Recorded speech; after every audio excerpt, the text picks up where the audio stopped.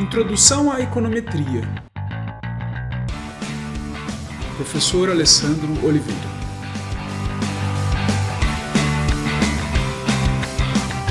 Heterossedasticidade.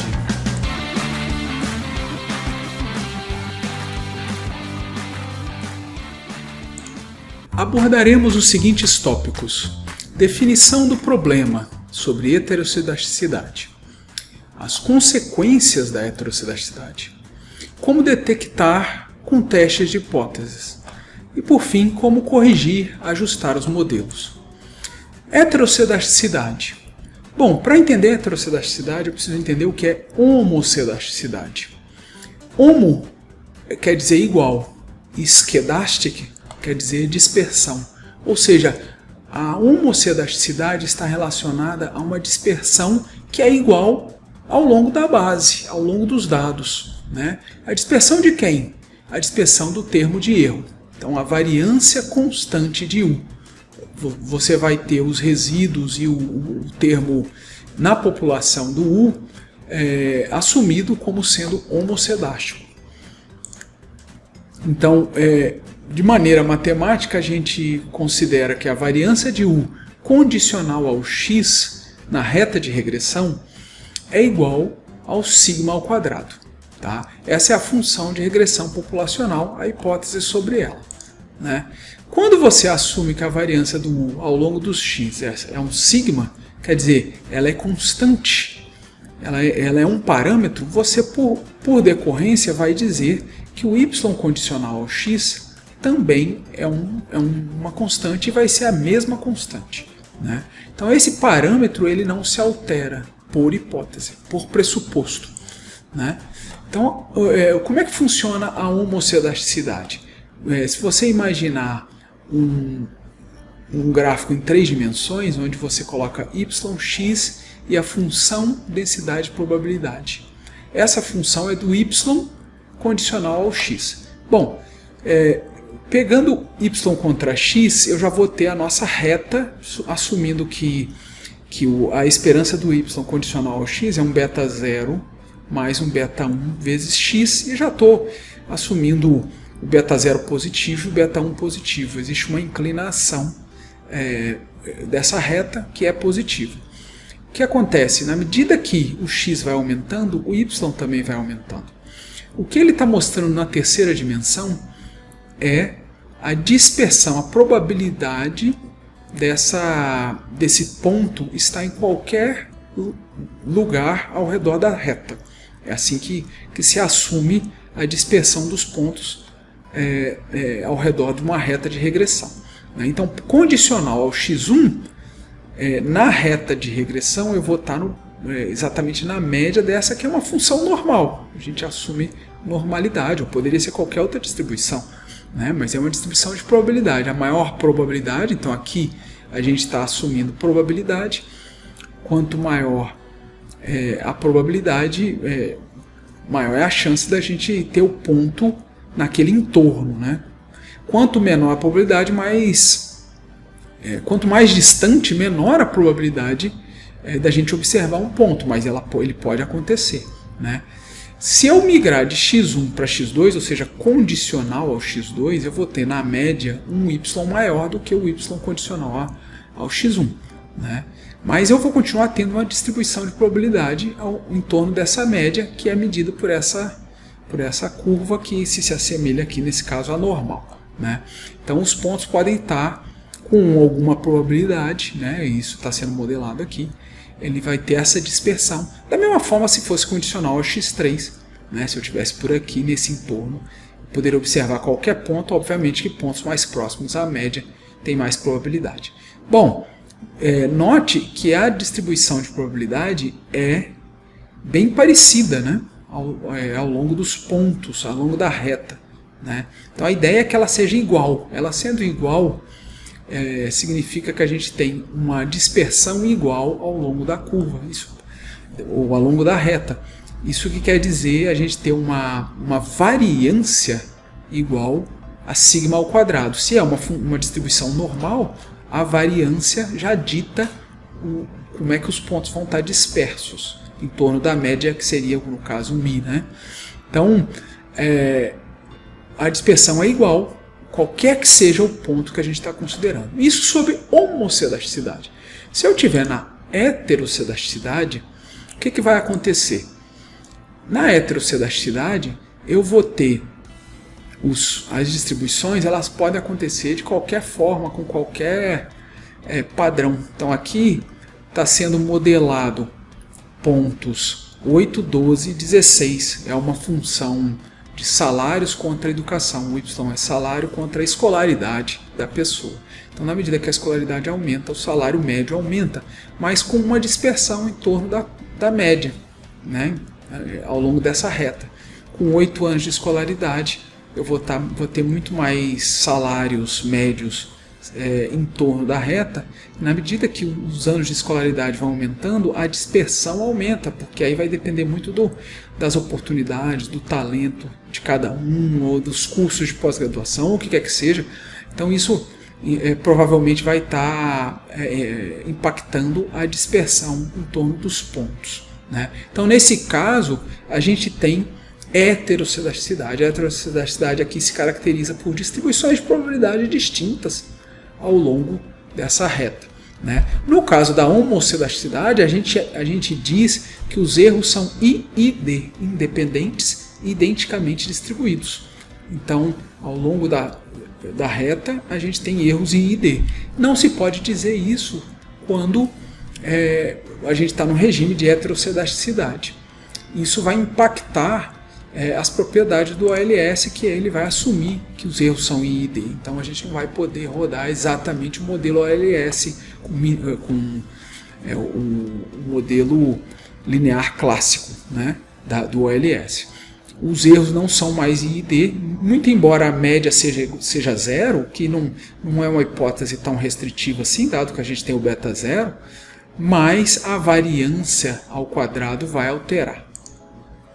Bom, quais são as consequências da heterocelasticidade? A heterocelasticidade não causa viés do OLS, que é o estimador de mínimos quadrados ordinários, tá? Desde que a média condicional zero, que é a hipótese, uma das hipóteses dos mínimos quadrados, ou seja, que não haja correlação entre o x e o erro, seja válida, tá? Tipicamente a heterocelasticidade ela tem um problema sério. Ela infla a estatística T, tá? Então ela comprime o p-valor de cada um dos regressores. Isso reduz o erro padrão dos betas artificialmente. Infelizmente, a heterocelasticidade, quando a base ela manifesta a heterocelasticidade na base e no problema que está sendo analisado, você tem uma grande chance de ter problemas de inferência, né? Você vai subestimar a variância dos resíduos e, por decorrência, a variância dos betas estimados. Você vai ter estatísticas T não confiáveis, muito altas, né? Você tem um risco muito grande de falso positivo no teste do coeficiente, o que é um problema muito sério. Como é que a gente detecta a heterocelasticidade? Bom, com testes de hipóteses. Felizmente existem testes de hipóteses que detectam, né? Os testes mais conhecidos são os de Breuch-Pagan, Godfrey e Cook-Weisberg. Esses testes eles têm o princípio de testar uma relação entre os resíduos da regressão e um conjunto P de variáveis indicadoras, você que vai ditar que variáveis indicadoras são essas, que se hipotetiza serem relacionadas à heterocelasticidade subjacente. Para conduzir o teste, em geral, assume-se que o termo de erro é distribuído como uma normal, né? Existem testes que não são tão restritivos com relação a isso. E a estatística do teste é uma Q quadrado, né? Você vai ter uma estatística no qual você vai testar a nula de heterocelasticidade, de ausência de heterocelasticidade contra a rejeição disso, tá? O Conker, em 1981, ele avaliou que o poder do teste de Breuch-Pagan, Godfrey, Cook-Weisberg, ele é muito dependente dessa hipótese de normalidade. né? Então, ele desenhou um teste que é conhecido como teste White-Conker, que relaxa essa hipótese, né? O que facilita, ele é bem menos restritivo nesse sentido. Tá? Só que todos esses testes têm um problema, é o problema de conservadorismo dos testes. Tá bom? A hipótese nula do teste, como todo teste de hipótese, precisa de hipótese nula. A hipótese nula é que os resíduos são homocedásticos, ou seja, não existe heterocedicidade na base. Tá bom? E qual é a hipótese alternativa? Resíduos são heterocedásticos. Bom, a H0 ela não é muito conservadora se você imaginar que o mundo é muito complexo, muito mais complexo do que um modelo possa capturar. Então existem sempre problemas de não observáveis que a gente precisa lidar. O termo de erro é muito mais complicado do que, em geral, a econometria clássica tratava. Então, atualmente, é muito visto os pesquisadores já considerando que a base é heterocedástica, porque isso é natural de acontecer, quer dizer, existe uma dispersão não observável ao longo da reta e é muito difícil modelar com variáveis, então o erro vai estar sempre trazendo uma complicação. E se você falar que o mundo é muito bonitinho, que os não observáveis estão ali e se comportam de uma maneira bem suave, que é justamente o H0 ser resíduos homocedásticos, você está sendo pouco conservador. E daí a gente tende a desconfiar dos seus testes de hipótese quanto aos parâmetros. Né? Imagina que você tem uma hipótese que é o mais importante da sua tese, do seu artigo, e você não tratou a heterocedicidade, está assumindo que os resíduos são homocedásticos, e daí a gente não tem muita confiança no seu teste. Como foi dito, é o risco do falso positivo aqui se manifestando. E o teste, ele por si só, ele não é muito conservador. Então você vai fazer um teste e ainda... Por que ele é pouco conservador? Porque você coloca 95% de confiança na H0, e ela ser homocedástica, né? Dado que o mundo é muito mais complicado, é difícil de assumir, né? É difícil de defender. Né? Então o que geralmente se faz? Aumenta a região de rejeição da hipótese nula. Em vez de você dar 95% de chance para H0, de confiança para H0 e 5% para H1, né? Você aumenta um pouco essa rejeição da nula. Não dá para inverter o teste, né? Mas aumenta para 10%, para 15%, para 25%, dá toda a chance possível para a heterocedicidade se manifestar. Né? Essa situação é a mesma para alguns outros testes de hipóteses, conforme a gente vai ver ao longo de todas as apresentações. Bom, vou dar um exemplo aqui do problema da heterocedicidade.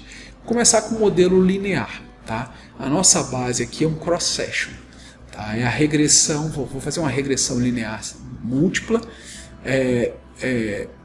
do número de passagens aéreas vendidas contra uma métrica de PIB, né, atividade econômica, uma métrica de preço, né, a métrica de concorrência aí do transporte aéreo, que são passagens aéreas, e a distância das rotas. Tá?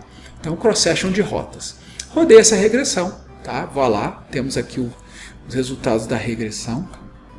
A gente conhece esses termos. E aqui, o que vai acontecer? Nós temos o erro padrão de cada um dos betas. O beta do PIB, a beta do preço, nós temos o beta do quilômetro e temos o beta zero. Né? Então, cada um tem seus erros padrões e suas estatísticas T.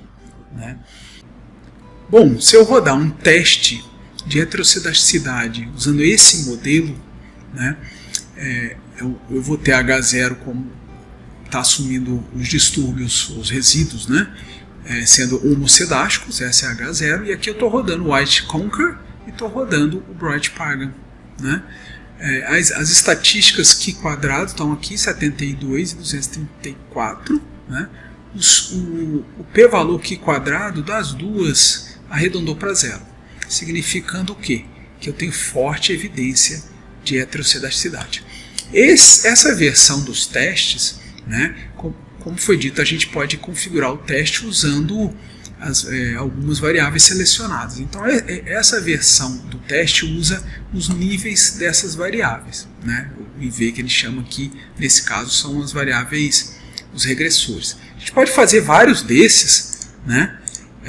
Por exemplo, ele está usando, nesse caso aqui, estou usando níveis e o termo quadrático, né? O quadrado desses x. E aqui eu estou usando o nível e o produto cruzado de todos os x. Aqui eu estou usando o valor, o y chapéu, né, para ver o que acontece. E aqui eu estou usando o y chapéu e seu termo quadrático. Ou seja, estou fazendo uma inspeção de todas as formas possíveis dentro dessas possibilidades, claro, de heterocedaticidade, né? Em todos os casos, ele está mostrando fortemente, né, seja assumindo normalidade ou não, que é o caso do White-Conker, não precisa assumir, o Breit-Pagan precisa assumir, mas em ambos os casos a gente tem uma rejeição da hipótese nula, né? Então, mesmo que a hipótese nula ela não conservadora, mas nesse caso nem precisa ser fazer ajuste algum, porque é o mais comum mesmo, né? A heterocedaticidade não ela ser a hipótese validada nos testes de hipótese, né? A hipótese nula ser rejeitada, tá? Se eu colocar um modelo log-log, uma versão log-log daquele modelo de regressão, note que as estatísticas, tanto do White-Conker quanto do Breit-Pagan, elas reduzem, né? Olha, antes eu tinha 72, 233, agora eu tenho 52, 123, eu caio bem, né? Mas mesmo assim está distante de um Q quadrado que aparece alguma coisa aqui, né? Porque assim, se fosse para não rejeitar a hipótese nula, teria que ter um p-valor, por exemplo, de ponto 20, ponto 15, né? Ponto 06, ponto 07, mas a gente vai aumentando isso, dando chance para que a hipótese nula seja rejeitada sempre que a gente tem uma evidência um pouquinho fraca que seja, rejeita uma unicidade que não é o mais comum de se observar no mundo, que é mais complicado do que parece, né? Então aqui estão todos rejeitando a hipótese nula, tá bom? Bom, rejeitamos a homocidasticidade, a gente sabe que está no mundo heterocedástico. E aí, o que eu faço? Como corrigir? Então os procedimentos possíveis, tá? Uma abordagem, são duas abordagens. A primeira abordagem, o uso do próprio estimador OLS, então não vou mexer na mecânica da estimação dos betas, então vou continuar minimizando a soma dos quadrados dos resíduos e encontrando os betas, tá? Os beta chapéus.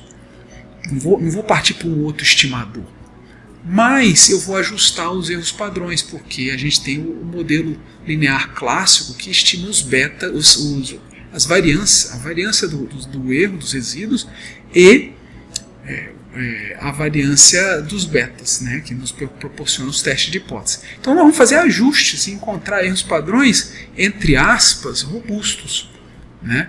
Toda vez que eu ouvir falar em robustos, é robusto a heterocedaticidade, né? Porque se a gente está no mundo heterocedástico, o erro padrão que o ALS clássico vai cuspir não é o mais adequado. Então nós vamos fazer um ajuste para que ele seja robusto à heterocedaticidade.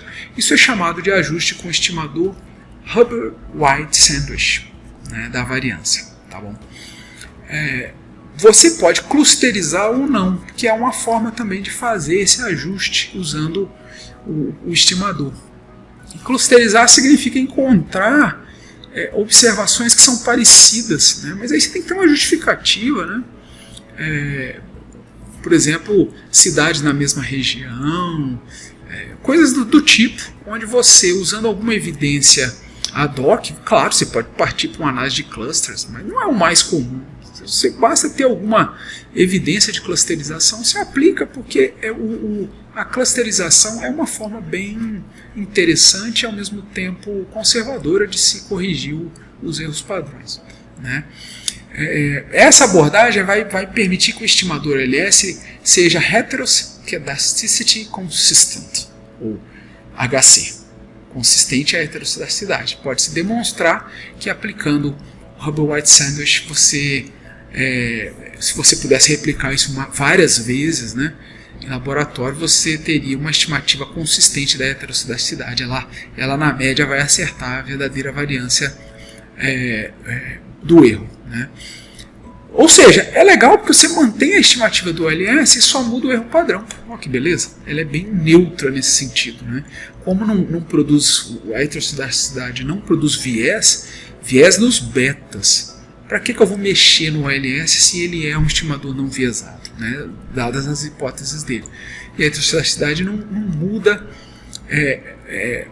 vamos dizer assim, não gera viés na estimativa do beta, mas na estimativa da variância. Então vamos corrigir essa variância e corrigir os erros padrões das estimativas. Então essa abordagem até é uma abordagem muito popular, porque ela é bem direta, né? Uma segunda abordagem é o uso de um estimador diferente do OLS. Daí, para eu fazer isso, eu vou precisar explicitamente modelar a heterocidasticidade, né, usando um GLS, um Generalized Least Squares, ou também um Weighted Least Squares. Eu vou ter que dar pesos, considerar variáveis que ponderam cada uma das observações na base, né, e aí eu vou obter tanto estimativas dos betas, quanto erro padrões que são ajustados, que são diferentes. Então, a abordagem 1, você só mexe no erro padrão, não mexe no beta-chapéu. Na abordagem 2, você vai trabalhar outro beta-chapéu e outro erro padrão do beta-chapéu. Tá? Então, tipicamente, o pessoal prefere, na literatura, usar o HC porque ele é menos intrusivo, né? Porque se o LS tem várias propriedades, você, ao tentar corrigir a heterocidasticidade, pode estar mexendo na estimativa do beta, o que para muitos pesquisadores não é uma vantagem. Tá? Mas essa é uma prática que também é usada bastante na literatura. Bom, vou dar um exemplo. Tá? Primeiro vou rodar a regressão logarítmica, o LN do tickets, né? Aquela nossa base cross-section, LN do tickets contra LN GMGDP, LN de preço e LN KM é uma log-log. Né? Bom, sem ajuste dos erros padrões, eu estou com ele aqui. Ó, LN GMGDP deu um coeficiente de 1,25, a elasticidade PIB da demanda por passagens aéreas, 1,25, com erro padrão de 0,047. Bom, não à toa a gente tem uma estatística T de 26 e um p-valor que chega a zero, arredonda para zero, né? Que é 1,25 para 0,04, né? De comparação, essa razão 0,04, 1,25 sobre 0,0405 vai dar o meu 26,26 aqui. A elasticidade de preço da demanda, menos 2,27, com erro padrão de 0,125, que deu uma estatística T de 18. Tá vendo? O que ele está mostrando aqui? Que esses testes estão muito bons, estão excelentes. É de se desconfiar, não é? Bom, essa é a ideia da regressão, da econometria atual, moderna, que você tem que desconfiar dos bons resultados. Essa é a prática científica da econometria, né? Você está rodando um modelo de regressão que tem um cross-section de várias rotas pelo Brasil afora, sem considerar a heterocidasticidade? E será que isso é confiável? Esses erros padrões, eles não estão baixos? Essa estatística T não está inflada, não tem algum problema? Então seja conservador. Desconfie dos resultados muito ótimos. Entendeu? Você é o pesquisador que tem que fazer isso. É a pessoa que está trabalhando na base. Seja o mais conservador possível para que outro não seja por você, e esse outro pode ser um parecerista, pode ser uma banca, né? Quanto mais procedimentos você trouxer, melhor. Então, se eu rodei sem o ajuste de erro padrão, vamos rodar, né? E ajustar esses erros padrões agora. Pá! Vou rodar e no software você pede uma VCE, que é uma matriz de variância com variância robusta. Olha, robusto. É o ajuste Hubble-White Sandwich, tá bom? E aí eu vou rodar de novo. Ao rodar, note que os parâmetros não mudaram, 1.25, 2.27, por quê? É o ajuste que não mexe no beta chapéu. Tá? Ele vai mexer só onde? No erro padrão, que agora é um erro padrão robusto. Tá bom? O ajuste não foi tão forte assim a ponto de alterar os testes de hipótese. Então é muito provável que as suas relações, e essas relações aqui, elas tenham a cara de variáveis de geração. Né? Qualquer pesquisador na área de transporte aéreo que você perguntar vai dizer, pô, essas variáveis têm que estar em qualquer modelo de demanda. Né? Então não vai ser o teste de hipótese ou o ajuste que vai mudar isso. Mas você usou o procedimento mais conservador. Outras variáveis, principalmente variáveis que você queira experimentar no modelo, pode ser que sofram com esse ajuste. Isso é que é importante de se notar. Tá bom? Lembrando, quando eu rodei sem o ajuste era 0.04, 0.125, agora deu uma aumentada, tá vendo? 0.05, 0.17, 0.12, olha, esse aqui praticamente dobrou. Né? O da constante não mudou muito. Tá? Bom, vamos rodar agora. Eu falei que podia clusterizar. Né? Eu vou colocar clusters como uma base de transporte aéreo, pares de cidade, vou colocar o cluster como sendo a cidade de origem do voo. Tá? Então, o que vai acontecer quando eu clusterizo os erros fazendo o ajuste? Nessa clusterização também vou ter erros padrões robustos e agora 0.07, 0.18, olha, aumentou um pouquinho mais, não chega a mudar novamente porque não é suficiente, mas em outras situações para variáveis menos conservadoras isso pode alterar o teste de hipótese, inclusive tornando a variável não significante, o que é justamente o que a gente quer inspecionar, se isso aqui não é um falso negativo, entendeu? Se eu estou aqui, passou no teste, vamos dizer assim, entre aspas, mas isso não é um falso negativo, né? Desculpa, um falso positivo, isso aqui não é um falso positivo, sendo falso positivo, significa que eu tá passando no teste, né? Mas é falso positivo, isso, quem sabe o erro padrão não está mal estimado. Nesse caso, mesmo aplicando o VCE de clusters, eu não alterou os meus resultados em termos de significância estatística, o que é bom para o seu modelo. É conservador assim. Né? Lembrando que a gente tem que ser sempre conservador nessas análises, principalmente porque o mundo é heteroscedástico. Tá? O que a gente viu nessa apresentação? A gente viu qual é a definição do problema de heteroscedasticidade, do que se trata, a variância não uniforme ao longo da reta de regressão, quais as consequências. Ela infla a estatística T, ela vai aumentar o seu risco de falso positivo, você não quer isso. Né? Porque coloca em risco todo o trabalho. Né? Se você tem um trabalho que você tem uma hipótese importante sendo testada e que pode estar sujeito a um falso positivo, todo o seu trabalho está sob investigação, sob suspeita, sob suspeição. Tá bom? Então, como detectar a heteroscedasticidade, a gente viu com testes de hipóteses. É importante fazer esses testes de hipóteses, mesmo que a gente assuma que o mundo é heteroscedástico, e ele provavelmente o é, não deixe de reportar os testes.